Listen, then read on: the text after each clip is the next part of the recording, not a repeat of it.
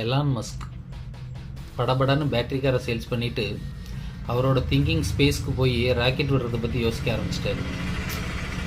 அவரோட முன் யோசனையை பார்த்தீங்களா, எவ்வளவு தரமாக எதையுமே திங்க் பண்ணுறாருன்னு. ஆனால் அவர் நமக்காக ஒரு 5 விஷயம் சொல்கிறாரு. முக்கியமானது, கனவுகளை சொல்லாதே, ரிசல்ட் பேசணும். when you change don't announce it, just bloom அப்படிங்கிறாரு.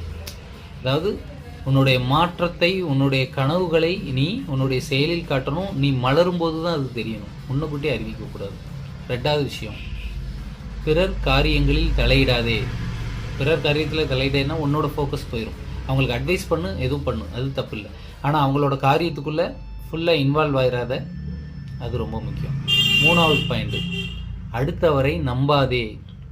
அடுத்தவரை நம்பினேன்னா, எனக்காக என் ஃபேமிலியில் ஹெல்ப் பண்ணுவாங்கன்னு பார்த்தேன், என் நண்பர்கள் உதவுவாங்கன்னு நம்பிக்கிட்டு இருந்தேன், நான் அதனால தான் வெயிட்டிங் அப்படின்னு சொல்லவே கூடாது. நம்மளை நம்பி என்ன செய்ய முடியுமோ அதை செய்யணும். இது ரொம்ப முக்கியமான பாயிண்ட்டு. அடுத்து, கடன் வாங்காதே, கடன் கொடுக்காதே. யார்கிட்டையும் கடன் வாங்கவும் வேண்டாம், கடன் கொடுக்கவும் வேண்டாம். அது நண்பனையும் பகையாக்கிரும். சிம்பிளாக தான் சொல்கிறாரு, வேற ஒரு பெரிய பெரிய விஷயம் சொல்லல. வரவுக்கு மீறி செலவு செய்யாதே. 5வது பாயிண்ட்டு.